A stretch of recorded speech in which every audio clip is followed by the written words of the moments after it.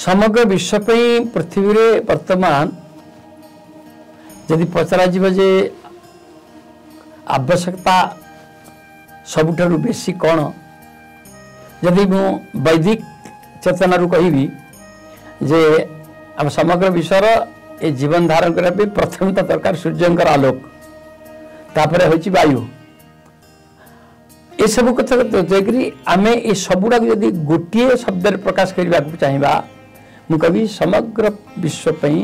बर्तमान आवश्यकता होची वेद ज्ञान कारण ए वेद ही ये समग्र विश्व ब्रह्मांड को धरी रही विश्व ब्रह्मांड चेतना को यही वेदर शक्ति धरी रखी तेणु जदि वेद ज्ञान विकास हुए प्रसार हुए एवं लोक मान भितर यही वेदर शक्ति प्रवेश करे ताले पृथ्वी रे प्रथम होची वर्तमान जोटा भय जे युद्ध विश्व युद्ध हो पृथ्वी ध्वंस हो मनुष्य जाति लोप हो प्रथम तो ये भय दूर हम जदि पृथ्वीर ये जो सब 5-10टा बड़ बड़ देशर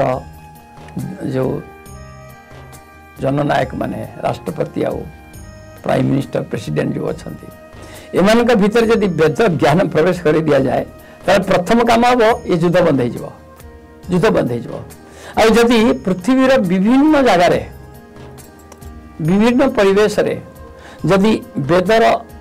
मंत्र को जदि इन्वोक करा जाए ताले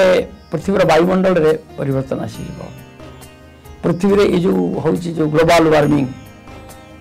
बा पृथ्वी जो अतिवृष्टि अनावृष्टि ये जो होची साइक्लोन टर्नाडो अर्थक्वेक ये सब किसी दूर हो कारण ये सब किसी समस्या मनीष आसीबो पृथ्वी पे आसीबो एटा भगवान सृष्टिकर्ता जानी थिले सेथिबे ये सब किसी समाधान से रखी दैछंती वेद रे आम जदि वेद को अध्ययन करबा हमर चारि वेदर जो चारि विभाग ऋक् साम जो अथर्व आम देखिबा से अनेक मंत्र रही युद्ध किंतु बंद हम मैत्री किंतु स्थापन हम अनेक मंत्र रही किपरि नेचुरल वे प्राकृतिक उपाय यथेष्ट खाद्य उत्पन्न हम सर्वसाधारण वेदर महत्व बुझंतु वेदर महत्व बुझंतु अपन देखो आम वेदर अच्छी गोटे अच्छी ऐश्वर्य सूक्त गोटे मंत्र अच्छी सूक्त अच्छी अथर्व वेद से गोटे मंत्र अच्छी जदि घरे जदि जड़े गृहस्थ घरे शुद्ध माने गाई घीरे दीपटी जाली रखती एवं से दीपटी जदि 7 दिन 7 राति जदि अखंड से दीपटी जली रहे ताहले तांका घर को ऐश्वर्य लक्ष्मी आसबे एवं तांकर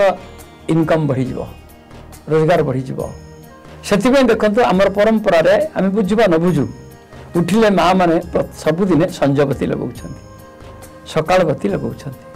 आमे जेकोसी गोटे शुभकर्म करिया जाउछे आमे बत्ती लगाउछे काहे कि ये परंपरा आसला कोठो जदि यार किसी मूल्य न था जदि यार किसी प्रभाव न था तो लोप पाई जाता तेणु ये सब आम जानूचे कौटू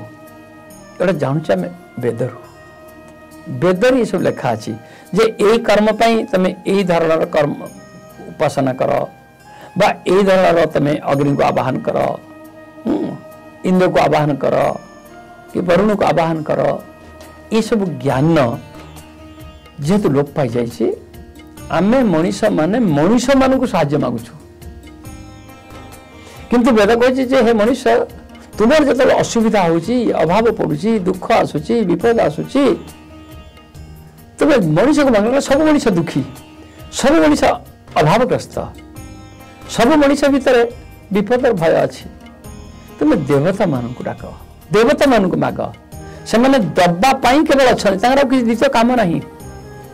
तुम्हें माग तुम कथा कह एवं तुम समस्या समाधान हम भगवत गीता भी एक कथा कहते ते देवा भावयन्तु वह परस्परं भावयन्त श्रेय परमावाप्स्यथ तुम्हें देवता को भाव देवता को चिंता कर देवता मैंने तुम कथा निश्चित शुणे एवं निश्चित तुम समस्या समाधान करेंगे याकू ए ज्ञान समाज थरू जीव केमती जदि ए ज्ञान को लोक मैंने बुझीपर भाषा जदि बुझे न दिगला लोक मैंने भेरीफाई करने ढंग जदि भेरिफिकेशन मार्गदर्शन दिगला से केमती जानिए जदि मुझे कहबी जे तुम यज्ञ कर तुम घर ऐश्वर्य वृद्धि हम केते जनकर अच्छी से क्षमता अच्छी से यज्ञ करेंगे किंतु जदि मुझे कहबी माँ दीपटे जारी रख 7 दिन पे सकाळु संध्या जाए ता पूर्व दिन सकाळ जाए जारी रख 7 दिन तापर देख तुम कौन परिवर्तन हो तुम परिवार रे चेतना रे कौन परिवर्तन हो देख एवं तुम व्यक्ति जीवन में कौन ऐश्वर्य आसूची कौन आसूची उत्साह आसूची तुम अनुभव कर ए धरण भाव में जदि आम कहवा ज्ञान को दबा ताहले ज्ञानटा जीवन रे एटा प्रयोग हो पार तेणु बर्तमान समय आसी आम आमर जो ज्ञानदीप चैनल माध्यम रे आम वेद को अति सरल भाषा रे लोक मैंने बुझीपर भाषा रे एवं लोक मैंने प्रयोग करिवार सहज उपाय रे आम जदि वेद ज्ञान को आम दे परिबा ताले ए समाज रे एक आध्यात्मिक परिवर्तन हब एवं पृथ्वी रे एक चेतनार एक रूपांतर हब।